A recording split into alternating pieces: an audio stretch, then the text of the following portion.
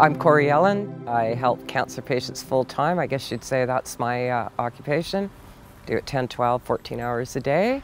I was diagnosed with cancer in July of 2011 and given 2 to 4 months to live. Started researching cannabis and all sorts of different methods, and somebody had sent me the video Run from the Cure, which was the story about Rick Simpson, who was a Canadian. Okay, so that really got my attention to start with. And he brought back to the forefront about cannabis oil, cannabis concentrate, and how he had used it on himself for skin cancer, etc., and he'd used it on his dog, and all these neighbors in his town, and they were getting better. Guys, this man with terminal lung cancer, and it featured some of the stories of people that were supposed to be dead and now weren't, and people that were in horrific pain that weren't in pain anymore. And I thought, I don't know, there's got to be something to this. And that's when I started researching.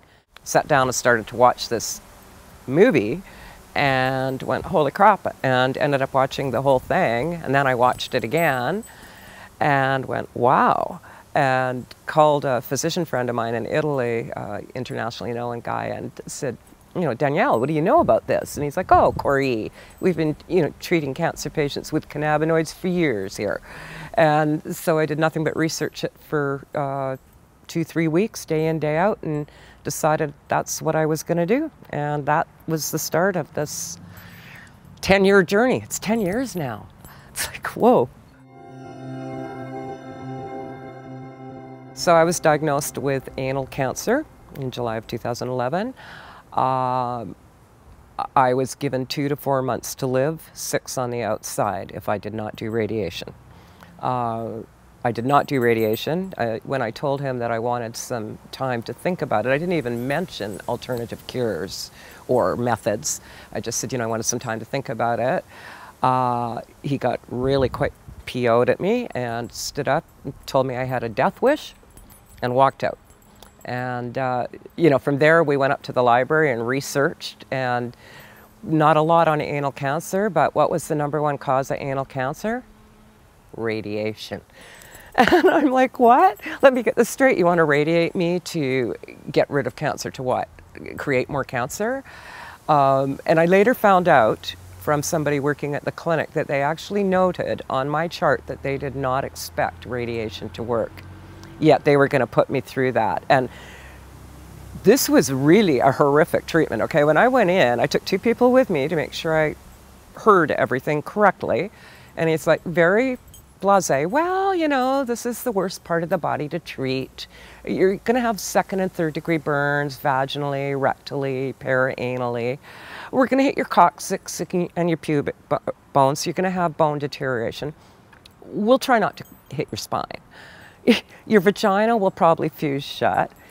Your rectum will probably fuse shut too, but if that happens, don't worry about that. We'll just take you up to the OR and dilate you. It just seemed so barbaric, and the oncologist would not give me straight answers on pain control, although I repeatedly asked him, and he would not give me straight answers on long-term side effects. But I had done my homework, so I already knew some of these long-term side effects, one of which was, you will never ever know again when you need to go to the bathroom. So don't leave home without 10 pairs of underwear with you. And I'm thinking, as somebody who's embarrassed if they fart in public, I was like, are you kidding me? Like, that just wasn't an option.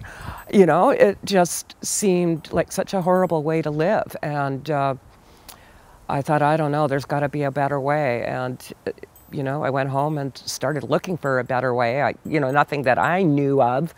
I mean, there were these options, diet, et cetera, but was this going to do the trick when they're looking at me and saying, you have 2 to 4 months? I mean, it was like a time bomb, a walking time bomb. It's interesting. I connected with a woman on a cancer board who was diagnosed at the same time as me, same age as me, well, about 5 years younger, but same diagnosis, same proposed treatment, etc.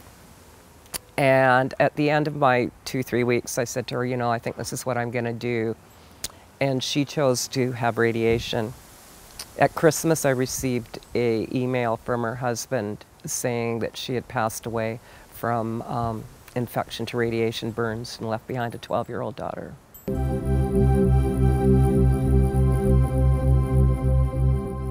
First of all, you need to understand, I really had a compromised quality of health at this stage in the game. So I had a condition called post-sternotomy syndrome from having had open heart surgery, extremely painful. I was on virtually every painkiller you could imagine. I was on 10 to 15 Tylenol 3, Dilaudid, morphine, Percocet, opium, sleeping pills, you name it, I had it. And I was like this little old lady. I had no quality of life for almost 5 years. And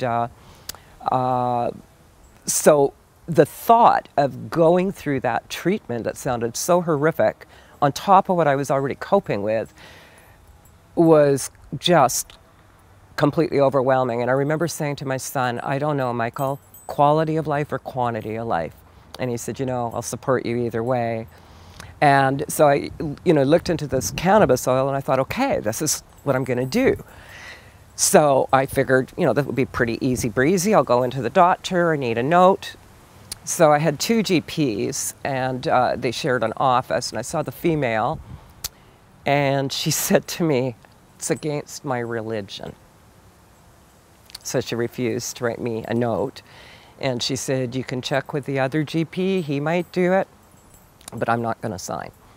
So I'm thinking, shit, what am I going to do here? So I went down to the Compassion Club and they said, no, you need medical authorization. And I had all my papers showing that I had cancer. And he said, you might try the Victoria Cannabis Buyers Club. And I went there and I talked to Ted and I showed him my documentation saying I had terminal cancer. And he said, yeah, and he signed me on to the club. And I'm like, oh my gosh, thank you, thank you, thank you. So I did their orientation, half-hour long, and I went up to the counter and I said, yeah, I'd like to buy some cannabis oil, please. And they said, we don't have that. And I'm like, what do you mean you don't have it? And I remember this incredible feeling of just being overwhelmed and defeated. Like, what do you mean you don't have it? And so after I got over that shock, I thought, okay, I'm going to have to make it. All right, now I'm like Alice in Wonderland, okay?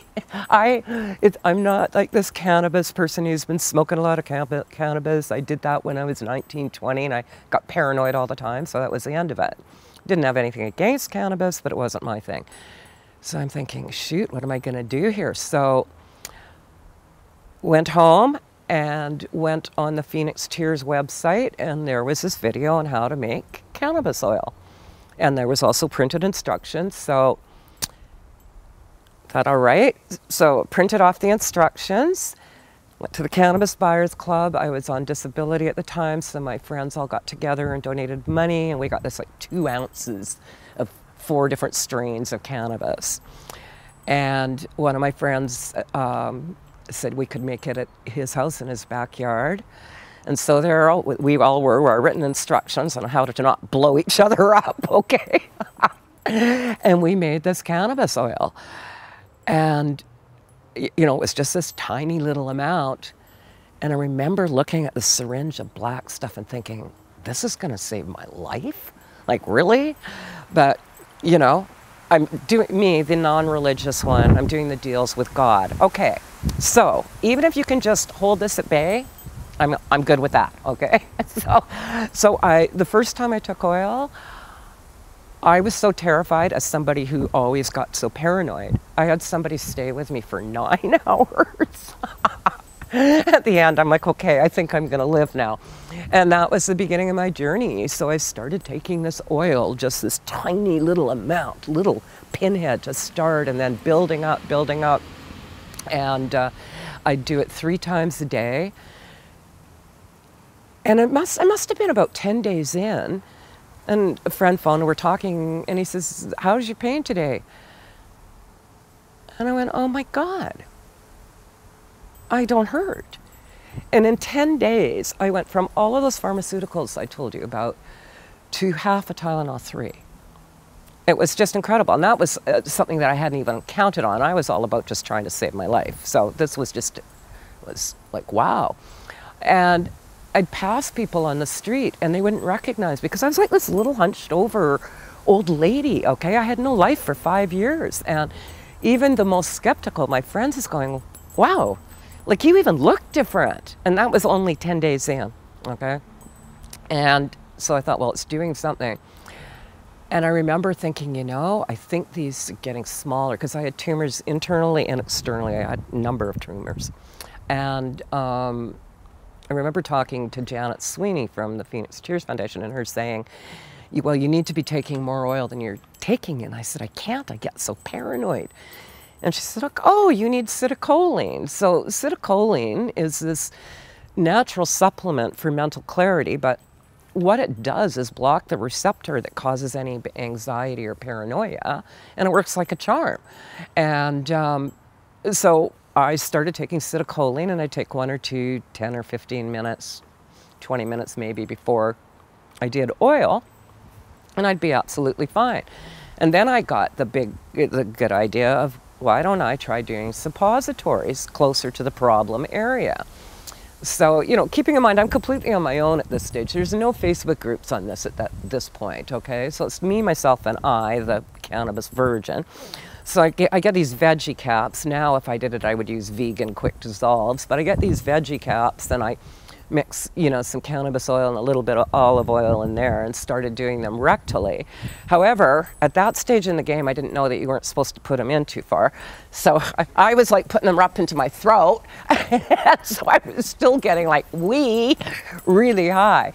And after a while discovered that, you know, if I didn't put it in too far, then, you know, then I didn't get stoned. And so that allowed me to take higher doses. But I have to tell you that back then it was all about trying to do 60 grams in 90 days. And that whole concept for myself and the people I work with has gone out the window now. But in the day, it was 60 grams in 90 days. Well, I got nowhere near a gram, maybe 2/3 of a gram a day. So I didn't go back to the doctor for a year because I was convinced that I still had cancer, because I didn't get to that magical gram a day and I hadn't done 60 grams in 90 days. But I was still alive, I was still breathing. Christmas came and I'm like, oh my God, because I hadn't counted on having to buy Christmas presents because I was supposed to be dead. So there was this mad panic when Christmas was 2 weeks away. And I'm like, oh, okay, I guess I'm gonna be here for the event. I finally thought, you know, should probably go to the doctor and see what's going on here. So I made my way in and he examined me and he got a weird look on his face and he said, do you mind if I examine you again? So he did it again. He still has a weird look on his face and he said, can I just check you one more time? And I said, sure. And he looked at me and he said, it's gone. It's completely gone. And I'm like, oh my God, like I was just so stunned. And he even wrote to my GP and said, had he not known that I had had cancer, he would have said that there was no scarring, there was nothing, that I'd never even had anything. So he said to me, you know, I want to take you into the OR and do some biopsies just to be sure. And I'm thinking, yeah, well, you know, there's probably going to be some dysplasia and a few cells left, but I'm good with that. You know, I'm over the hill going down the other side. So he booked me for biopsies and took me into the OR and did those. And I'm back at his office for the results. And he comes in, and he's got this piece of paper by his side. And he comes in, he says, hi, and he looked really emotional. And he said, you did it. And I went, what? He said, you did it. It's gone. It's completely gone. Not even any dysplasia. Completely gone. Okay? No chemo, no radiation. The only surgery I had was diagnostic. And gone. I mean, you could have knocked me over with a feather. I was absolutely stunned and crying and, you know, doing all the emotional stuff, of course. Things have come a long way. Back in the day, it was about making it with naphtha or isopropyl. I mean, I used isopropyl. Of course, the isopropyl here and the isopropyl in the States are totally different products, etc. So now it's about using Everclear or, you know, a CO2 extraction, you know, something that's a lot purer. But that whole 60 grams in 90 days has gone out the window. So there's so many different factors. 60 grams of what? An oil that's, what, for sake of argument, 80% THC, 7% CBD, 2% CBN, 1.2 CBG. Has that person had chemo and radiation? What's their overall health like? How many cannabinoid receptors do they have? Some people respond super fast to a little bit of THC. I have a guy that was on death's door with lung cancer, tumors in both lungs, clusters in one. He's been on the oil 5 weeks, 1/4 gram a day. He's up to now, and the tumors are 50% smaller. So you don't know. Everybody's different. Other people it takes a while, but I still say if you can get to 1 gram a day, particularly if we're looking at a stage 4 that's really aggressive and you know you've got extensive metastasis, etc. But that whole 60 and 90, and I always say to people, don't make yourself crazy over this, because I did, okay? I was forever stressing, oh my God, I'm not at 1 gram a day, haven't done 60 and 90, which is why I didn't go back to the doctor for so long. And so I always say to people, stay within your comfort zone. You know, and the people that I work with, I get them to do suppositories morning and afternoon, and then an oral dose at night. And I would say 90% of the people I clear, that's the protocol that they do. Now, I've gone toe-to-toe with people on this whole suppository issue. So there's the people that say, unless you've got prostate cancer or anal cancer, you're wasting your time and money using suppositories. Then there are all the people that say it's not absorbed rectally into the bloodstream, into the blood vessels. And they're absolutely right, it's not. And I remember being at CannaFest in Prague, Dr. Malamade putting up his hand and saying, look, we don't know why suppositories work, we just know they do. However, there's this recent information out there that really was my glory moment, because I would go toe-to-toe with these experts that run Facebook groups who would take me on, and I'd say, okay, you're trying to tell me in the 1,500 plus lives that I've participated in clearing of cancer, that in all of those cases, it was that one little oral dose at night? I don't think so. So anyway, they took rats, and apparently rats have a system comparable to human beings in a lab situation. The first thing they discovered is no, the oil is not being absorbed into the bloodstream. It is being absorbed into the lymph fluid and through the lymph nodes, and that's how it gets through. But what I found even more fascinating than that was this. They administered cannabis oil rectally and orally to these rats. In the rectal application, the THC concentration was 100 times stronger than orally, and the THC the CBD 250 times stronger rectally than orally. So that was like a glory moment for me, because finally I had an answer as to why it worked, because I knew it worked. I had brain tumor patients that had only done suppositories and cleared. And, you know, so I knew there was something to it, but I didn't have the scientific validation. You know, I'm not a scientist. I mean, my expertise with all of this lies in having gone through it and working with the thousands of patients that I've worked with, but I'm not a scientist. You know, I only know what I've seen work. We had a big celebration that night, obviously, and this will always be in my mind. I called my son and I told him that I was clear. And I remember he said to me, do you remember when you told me that you thought you had decided to do the oil and not do the treatment? And I said, yeah. And he said, and that I said I'd support you either way. And I went, yeah. And he goes, well, when you told me that you had decided to do oil, he said, I thought to myself, I have my mom for 6 more months, because he didn't think it would work. So, yeah, now he's a believer, of course, you know, he's seen what it does. It's so important to stay on a maintenance dose afterwards. You know, there's so many people that clear and think, okay, great, back to life. And inevitably it comes back because you got sick because your system was down, all right? We don't get enough cannabinoids. We all need cannabinoids in our system, right? Cannabinoids create homeostasis, balance. When your system is out of balance, you get sick, okay? So it's so important to do a maintenance dose. Now, back when I cleared myself, and again, I'm flying on my own at this stage in the game, I knew what it said on the Phoenix site, which was, you know, to do 1 gram a month. I don't tell anybody to do 1 gram a month now as a maintenance dose. I tell them to err on the side of caution, you know, 2-3 grams a month. I just do it at night. I'm so used to it. It's not like it affects me at all. I just take it before I go to bed, and I get a good sleep, you know, and I ensure that it doesn't come back. I mean, I just got the 10-year all clear. I just had a CAT scan not even a month ago. I had said all along, if this works, I'm going to spend the rest of my life telling people about it.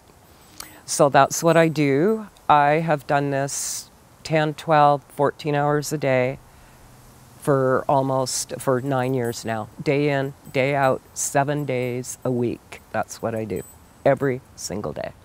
And the people just keep coming. And how can you not tell people? This was my thing. How can you not tell somebody? We all have somebody that we know, or love, or have loved that has cancer. 1 in 3 women, 1 in 2 men. We're all going to know somebody. How can I not tell people? It's hard when doctors aren't supportive of it, but you know, I was very grateful for my surgeon, the guy, you know, who did the biopsies, because when I went back to see him after getting the diagnosis, I went in and he said, so, like this, so, how's radiation coming? And I went, well, we need to talk. And so I told him all about this video I'd watched, You Run from the Cure, and he listened with rapt attention for 10, 15 minutes. And at the end of that, got up, walked across the room, got down on one knee, took my hands in his, and said, I want you to know I support you 100% in this, and I will follow you. He admitted he knew nothing about cannabis as medicine, but that he was willing to support me through it, which was huge, okay? I expected, oh, here we go, but no, he was very, very supportive. And as a matter of fact, when he took me back into the OR to do the biopsies to confirm that the cancer was indeed gone, he was telling all the people, like, you know, the assistants, et cetera, the anesthetist and the nurses, yeah, so she cured herself with cannabis, you know. And so they all started asking questions. And then I remember the anesthetist was going to put me out. And one nurse was going, no, wait, don't put her out yet. We want to hear some more. So he was quite blown away by it. Doctors are coming around. I can sure see that. You know, when I first spoke in Prague, the first year, there was 20,000 people there, a couple of doctors in the audience. The last time that I was there, I would say easily 30 doctors came up to me afterwards to talk to me, you know, that were in the audience, so who had actually gone out of their way to go to CannaFest to get this information. So it's encouraging. We have a doctor here in town who quit his practice, I guess 7 or 8 years ago now. One of the things that he does is educate doctors on cannabis oil. So it's one at a time. Yeah. One at a time. I have doctors who send patients to me. There's a doctor in Massachusetts. He's sent me, I don't know, easily 24, some doctor in Australia, another one in London. So the word's getting out there. I think that doctors, their hands are tied a lot too. And then there's all the misinformation, because even with this legalization such as it is in Canada, and for the record, I don't think this has done anything at all for medical patients. Great if you want to get high, and I couldn't care less if you want to get high, that's great. That's not what I concentrate on.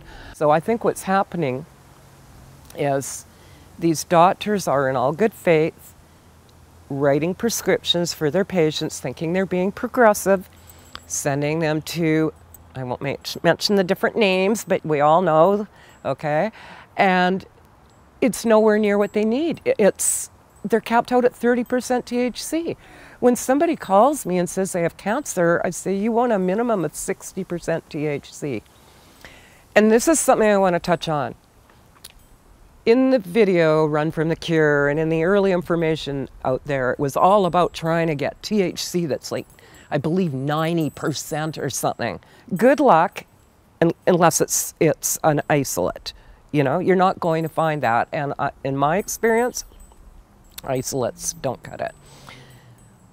What I've discovered over the years is this. First of all, a multi-strain oil over single strain, definitely. Every plant has different levels of cannabinoids, flavonoids, terpenes, etc., and they all work synergistically together. The more the merrier. I always say to people, it's kind of like going to the horse races. Betting on one horse or betting on 10. You got a better chance if you're betting on 10, okay? And I have had, actually, doctors in the know say to me, we think one of the reasons you were so successful, because this cancer that I had was notorious for seeding out all over the body, was the fact that I always did a multi-strain oil. Not knowingly, I'd get a quarter ounce of this and a quarter of this and a quarter of that, and you know, kind of like trying to cover all the bases. So definitely multi-strain over single strain, but we're also increasingly aware of the fact that it's not just about high THC.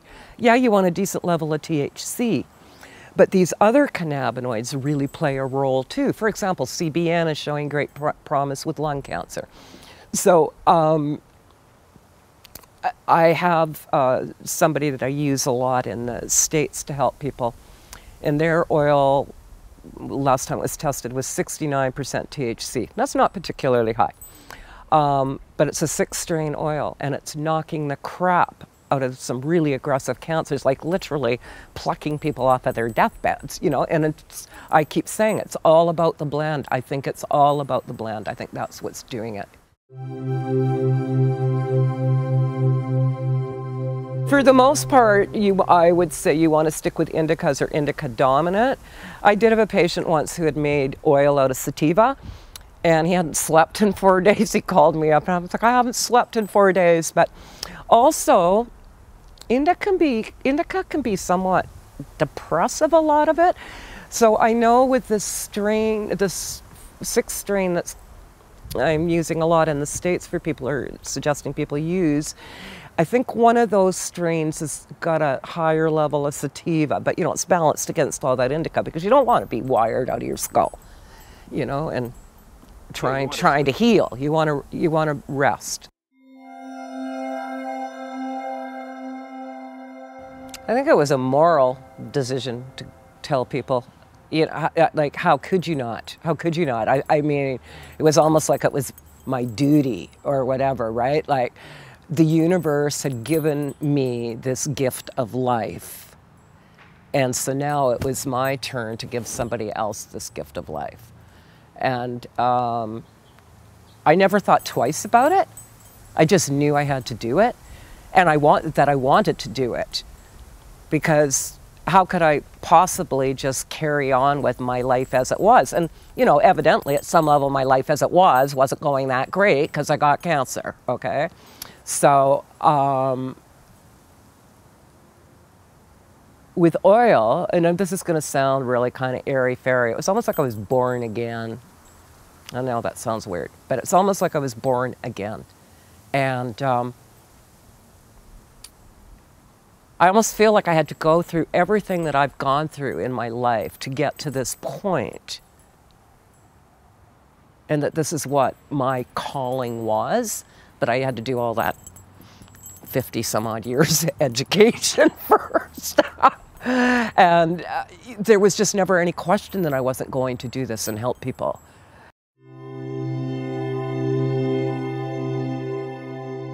Oh, it's incredible when you save a life. It's very difficult when you lose people. Often people come to me when they've got one foot in the Hail Mary pass, and it's hard, but you know, one of the first people I helped, it was a Serbian woman, reached out to me from London. I remember Skyping with her, and her sister still lived in Serbia, and she had a 5-year-old daughter who had a tumor between the brain and the skull and had all the chemo and radiation that they could do, and they had sent her home to die. And indeed, that's what she was doing. She was unconscious most of the time. I believe some of her organs were starting to shut down. However, she was seizuring almost constantly, I guess, from the pressure on the brain. The family totally recognized it was too late to save her, but did I think the oil would stop the seizures? And I said, yeah. So it was a little easier to work magic back then, and we'd worked some, and they got oil in Croatia and or Serbia. I thought that was the end of it. And then in October, I got this really emotional email from the parents saying that the child was up and playing, that the tumor was 2/3 gone, and they were going to go see relatives on the weekend that they hadn't seen in 3 years because she'd been too sick to travel. And I was just blown away. And fast forward to Christmas, I get another email saying they'd changed her name from Anna to Bojana, which means little warrior. She's back at school. Here's a picture of her in her Christmas concert, and that tumor's 100% gone. That child, I believe, just celebrated her 13th birthday. And even now, I get goosebumps talking about that. And when you see what this can do, the potential for what it can do, you can't stop talking about it, because you never know when it's going to be another little girl like Bojana, right? And or not that a child, you know, I mean, children particularly always get me, but I can't tell you how many people I've seen this happen with. I would say cannabis oil has an 80% success rate, and when you consider chemotherapy has a 3% success rate, it's pretty much a no-brainer to me. But there are those we lose, and it's never easy. There's some that hit you harder than others. The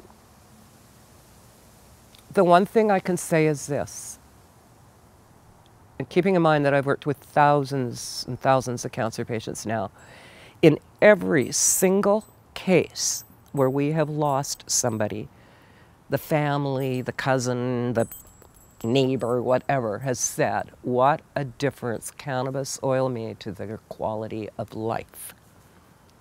And, you know, in case anybody doesn't know, we're all leaving here at some point. So sometimes I think maybe it was just their time, but if we're able to make that transition easier, what a gift that is. What a gift to die pain-free, with your pain controlled and your mind not boggled with, you know, opiates. I remember one woman, this dear woman, Lorna, and she had gotten her husband, he had lung cancer, and there was all the misinformation about CBD out there, and she had had him on CBD, and finally we connected, and I said, he needs THC. At any rate, he passed away. And she phoned me that day to tell me, and she said, it was so beautiful. She said, you know, this morning he was sitting up in bed drinking fresh squeezed orange juice, and they had conversation, and then eventually he just went to sleep. And I could hear she was crying. She said, it was so beautiful. It was so tranquil. Well, isn't that a gift? Not somebody, you know, kind of moaning in agony. Well, I get contacted by hundreds and hundreds of people, probably thousands a month. Most people contact me via Facebook, or they'll send a message to Cannabis Health Radio, the show I do. I'm pretty inundated with messages, so people need to be squeaky wheel. If they don't hear from me, be a squeaky wheel, polite squeaky wheel, but be a squeaky wheel. because it's easy to get buried, because I do get so many messages. So when somebody reaches out to me, depending on where they're living, if they're living overseas, then I will video chat with them. If they're in North America, I'll give them the option. Would you prefer to video chat, or do you want to talk on the phone? When people come to me, some have done some research, and it's nice if you at least have some basic knowledge. I don't expect everybody to know everything, but at least have some basic knowledge. Often they've done chemo and radiation first, though. So they're pretty sick when they come to me. Generally, what I will do is talk with them about, I don't just say, so one of the things that I found when I went through this was, first of all, it was very hard for me to find cannabis oil. In fact, it wasn't available back then. And it was an incredibly lonely experience, really lonely. So what I try and do is support people through and walk them through. So I will talk to them about diet, their diet, first of all, detoxing, positive mental attitude, you know, a little mantra: I am happy, I am healthy, I love, I am loved, I forgive, I am forgiven. I talk to them about the fact that this is a holistic approach: mind, body, spirit. Okay, so I'm also a big one on that the diet has to fit the person, because their emotional happiness is really important too. There are some people out there that would embrace a vegan, alkaline, organic diet. There are a lot of people that would find that torture. So it's like finding a diet that's going to work for that person so they're not feeling deprived, however, where they're not totally damaging their body. So I always say to people, sugar, processed food, those are the two worst, you know. And then oil-wise, please don't order online. Please, please don't. It's so much easier just to open your window and throw your money out that way, because you're going to get scammed. The chances of you getting scammed or getting a sub-grade product are huge. And I have people scammed. I had a guy scammed a couple of weeks ago for $5,000 American. You know, it's crazy. And I get somewhere between 60 and 80 phone calls a week from people with a rendition of, been on the oil for 2 months. How come it's not working? Where'd you get it? More often than not, a dispensary. More often than not, when they go back to that dispensary, it's nowhere near what they need. So, you know, I always encourage people, do your homework. I'm not saying all dispensaries are like that, but certainly I get tons, okay? And please, if you're buying oil off of somebody, check them out first. Do they have lab results? Okay, well, those may or may not be their lab results. What kind of reputation do these people have? Many of these Facebook groups are just a thin veil for trying to sell oil to people, and often it's subgrade. I get calls, again, probably 40, I'd say, an average a week. Oh, I bought this oil, how much do I take? Well, I don't know, how strong is it? Where'd you get it? Well, bought it off of so-and-so. Well, did they not give you instructions on how to take it? Because, you know, I explain to people, it's kind of like me phoning up a doctor and saying, hey, I've got a handful of pills here. How many should I take? I don't know. What do you got there? You know, so it's really difficult for me to advise on a product I don't know anything about. One of the things that I do is tell people where they can find product, where I've seen it work over and over again, where I know they're not going to be scammed, where there's a good support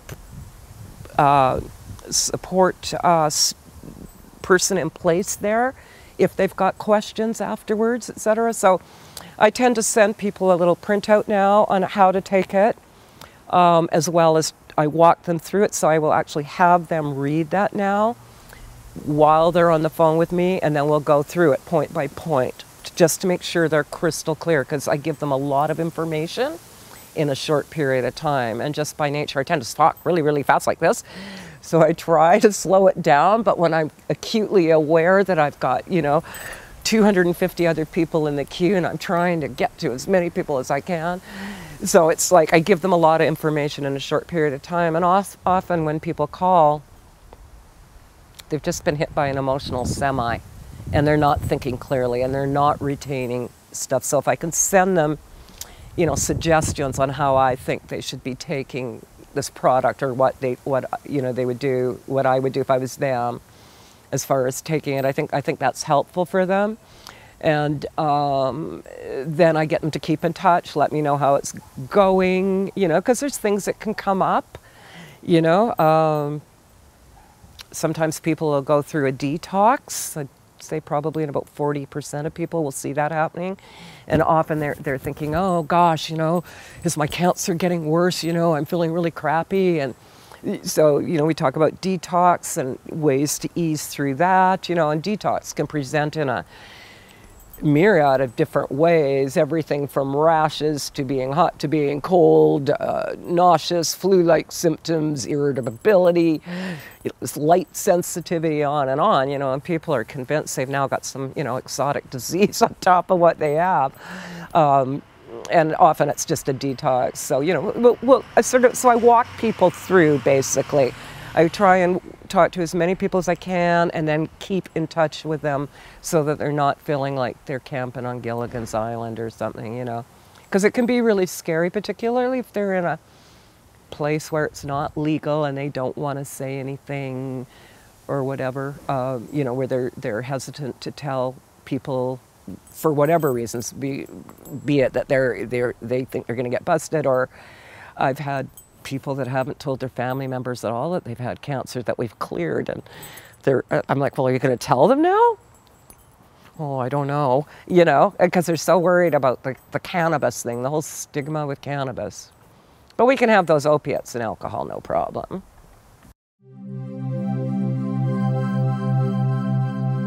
So I've been at this just about 10 years now, and as I said, day in, day out. I don't charge for what I do. However, as of January, I'm now on pension. And as such, what I am asking now from people is, if possible, that they send a donation of sorts. However, that's not compulsory. Like, I don't want somebody not to contact me because they can't afford me, okay? So that's why I've never charged. I've never charged in the whole time that I've done this, and only as of January, because I'm not even getting enough to make my payment each month. So I ask them if they can, you know, send, if possible, to send a donation for my time and advice. You know, I mean, I'm not selling goods of any kind or anything like that, but I do have a boatload of information and offer support, etc. The average price of a gram of oil in Canada seems to be 50 to 60, 50, 55. The States ranges 50, 60, 65. I talked to a guy who spent 125 at a dispensary for 1 gram of oil. So all over the map. UK goes anywhere, 40 is the low and 40 pound, right up to, had somebody contact me basically saying, I'm here for you, you can send people to me so I can make money, and I'm only going to charge them £100 a gram. I get that a lot, okay? People who want me to send people to them so they can make money. And it's sad. Unfortunately, it's like anything else. There's the people out there that are great and their hearts are genuine and pure, and there's the people that are just out to make money. And that's what I said. There's a number of Facebook pages. You've got to be really, really careful. Really careful. And people will read, oh, these testimonies, you know, my Aunt Frankie, you know, she did 60 grams of this oil. No, it's just, that's put there so you'll go, oh, I want to buy that, right? But it's frustrating as heck to watch people getting taken, and I try and tell people as much as I can, don't order online. Make sure you know where you're getting your product. Just make sure you know if you possibly can. You know, reach out to myself or somebody like me, or if you're thinking of ordering from somebody, just send me a message. hey, have you heard of this person?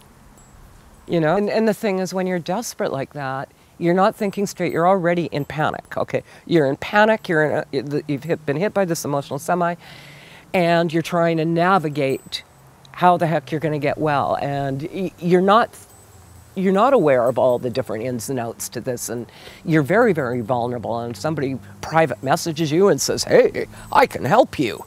Just go to so-and-so. And you go, oh, really? And I mean, I see this so many times. CBD is wonderful, okay? CBD, where CBD shines is with seizures, post-traumatic stress disorder, and inflammatory conditions. That's where I see it really, really shine. CBD on its own will not cure cancer. Let me say that again. Will not cure cancer. There's so much misinformation out there about CBD, it makes me crazy. First of all, not all CBD is created equal, okay? So be really careful. If you're buying CBD from 7-Eleven, not probably going to be a very good quality CBD. And people will see 1,000 milligrams of CBD. And they'll say, oh, well, it's got 1,000 milligrams. Well, 1,000 milligrams of what? A CBD that's 4%, 40%? You know, how strong is that CBD? So CBD certainly has its place with cancer as well. We'll use it in hormone-driven breast cancers and with brain tumors. But CBD on its own is not going to do anything for cancer. And I cannot tell you how many patients I've had die because they thought that was the case. And then, you know, let's talk about the whole isolate thing. I mean, I'm all about God, Mother Nature, whatever your belief system is, did not create this plant with all the components in it for it all to be separated, okay? I remember, you know, talking about full spectrum versus an isolate. I remember a child who lived in Florida. His mom called me and she was very distraught. Her child had been sent home on hospice. They had given him 10 days to 2 weeks, and he had multiple brain tumors. You could see them bulging out all over his head. He was on oil. He was on an isolate, 92% THC. He was on 3 grams a day, and it wasn't touching the pain. He was screaming in agony in the background. I got on the phone to my people that I referred to before with this 6th strain. I said, look, we've got a 4-year-old, and their specialty is they help children, okay? No charge. And they overnighted oil. So their oil's testing out at 69%, but it's a multi-strain full extract oil. That child lived for 9 months. His hand uncurled, his eye uncrossed, the tumors in his skull, you could see them shrinking. He was outside playing every day. The mother had to give him pain medication twice the entire time. Vive la différence. And he died, I think, of a brain hemorrhage in the end. But she had 9 months, like she said, I had 9 months with my son as an ordinary, regular child, not, you know, this poor little fella lying there, you know, in agony. So that's the difference right there between isolate and full spectrum. I think there's a huge emotional component to cancer. I'm going to share something really personal with you. So I was sexually abused as a kid. So I don't think it's any coincidence. The cancer I got, first of all, back in the day was cancer of the vulva, and then when I got anal cancer, it was a metastasis from there, okay? Is it a coincidence? No freaking way. That's the emotional component. I know it. I know it, even though that happened when I was 4 years old. I know. You know, I joke that in my next life, if I ever get cancer, it's going to be cancer of the thumb, but I think it's so important to share this information first and foremost so people know they have hope, okay? That there is another way, that you don't have to be fried to a crisp, cut, poison, burn. You know, that there is another way, and that this isn't hocus pocus. Like, you know, I say to people, look, this isn't eye of newt, you know, sauteed with, you know, 2 whatever frog's legs, okay? You need to check out their science. There is a crap load of science. When somebody says, show me the science, I'm like, have you looked? Have you looked? I mean, Google Granny's List. That's one thing right there. Just Google Granny's List 2021 or 2020 or whatever. So that's a 750 plus PDF file, PDF file, where I'd say probably half those pages, every line on that page is a link to a study. It's divided into each cancer, all, you know, different disease conditions, etc. We have to get rid of the stigma. You know, people need to know there's a better way. And these, you know, these miracle or not miracle cures, the cures that we do now, like, I mean, I am so tired of hearing how far we've come into treating pediatric cancer. First of all, we haven't come far at all. Here's the thing people don't realize too often is we have a whole generation now of young adults who have severe medical issues as a direct result of treatment as a child, and they will never lead normal lives. They'll always require 24-hour around-the-clock care. What kind of quality of life is that? I'm talking 12, 14, at least a day, at least. It's crazy. And then you get the ones giving you shit because you didn't get back to them yet. I wrote you last night and you didn't get back to me, and that was like arthritis or something. I'm like, really? Well, I have a 2-month-old with a brain tumor, so sorry. The wins keep me going, you know, saving somebody. You know, I have that Carlene with the breast cancer, with breast to the other one that spread to her liver and her pancreas and her ovaries and her bones and her lymph nodes, and I'm missing a bunch of places, who's, you know, literally on the verge of a coma, who's going out every day with her grandchildren. And that's only been, what is it, 2.5 months on oil. I mean, those are the type of things that keep me going. I am acutely aware I need to get some balance in my life because this is like all consuming. It's literally all I do, okay? And there's always more every day. There's more and more and more. I mean, it's not going to stop coming, you know. I think one of the best things that I could probably do would be to write a book, for starters. And I wanted to do that for a long time. I just don't know how to get started on that. But I think if I wrote a book, that would really make a difference. And maybe, you know, get a website up and going where people can actually book appointments. I'd also, I've been approached several times by people saying, hey, would you consider going like on a tour of speaking and stuff? Which I would, you know, if, you know, once we figure out what COVID is doing, what our world is doing. You know, we try and get the word out there via Cannabis Health Radio. And certainly we're reaching people all over the world with that. And we've had a number of messages from people saying, my God, your show saved my life. I never heard of this and listened to your podcast and stuff. So it's about getting the word out, getting the information out. I think that the load is only going to get heavier. It's not going to get lighter one way and another. It's just not. People are getting sick all the time. Cancer doesn't take a break because of COVID or anything else. And, you know, let's just see what these vaccines have created. I mean, it's all very scary. We live in very, you know,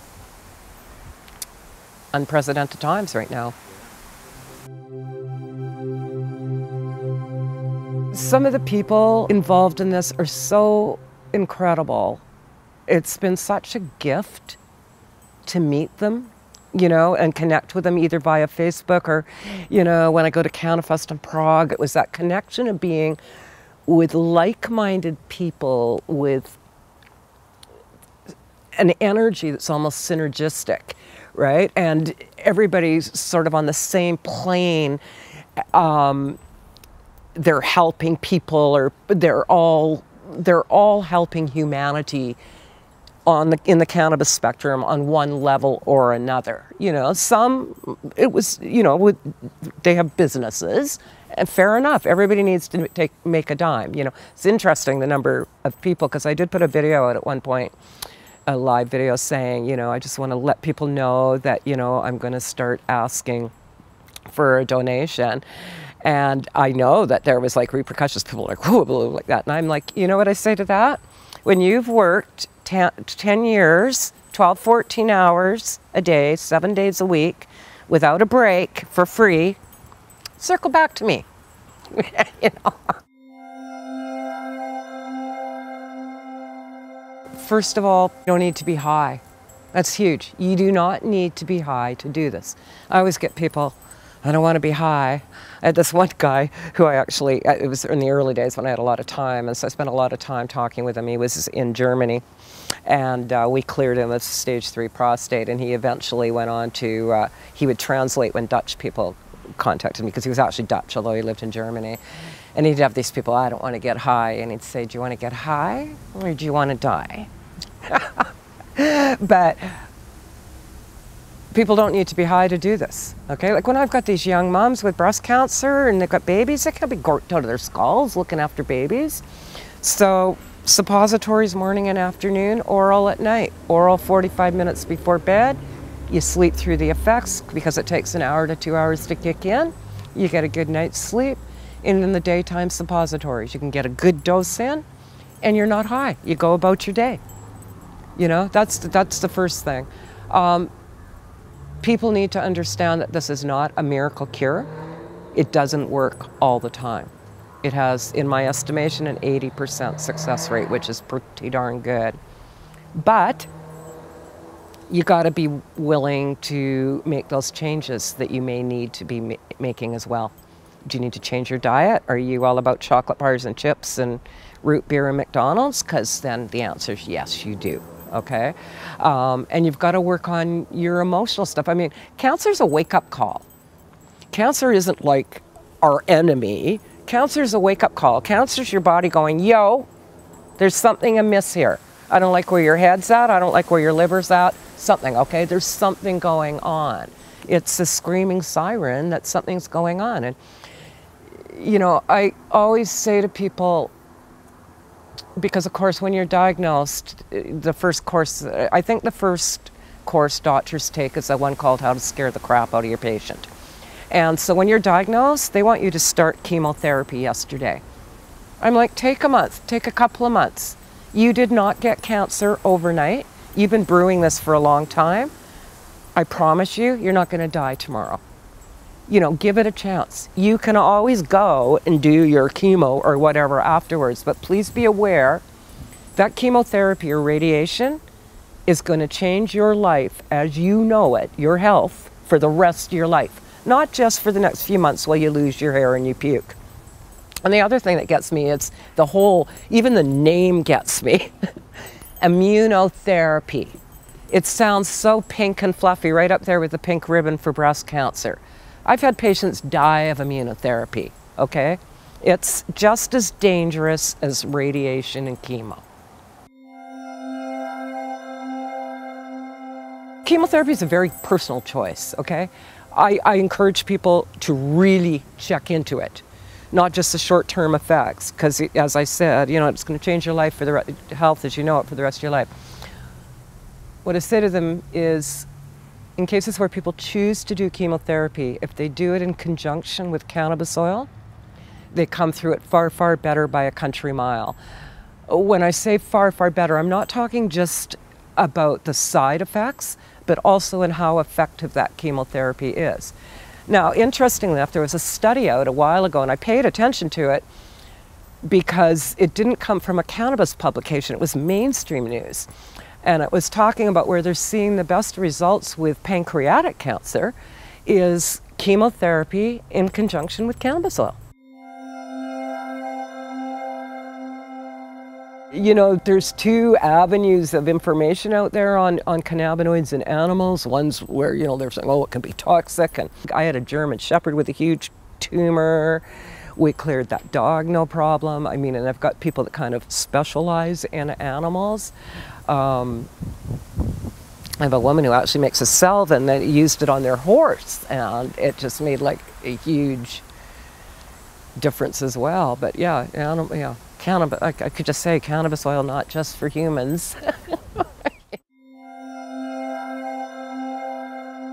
And that's the other thing. Don't buy into these due dates. I don't think doctors should be even able to say that, because people will. The power of the mind is incredible. A doctor will say, you've got 6 months. And there are patients who will die to the day because they honestly believe that's what's going to happen. And so I think people need to know that no matter how bad the cancer is and how far spread that cancer is, they still have hope.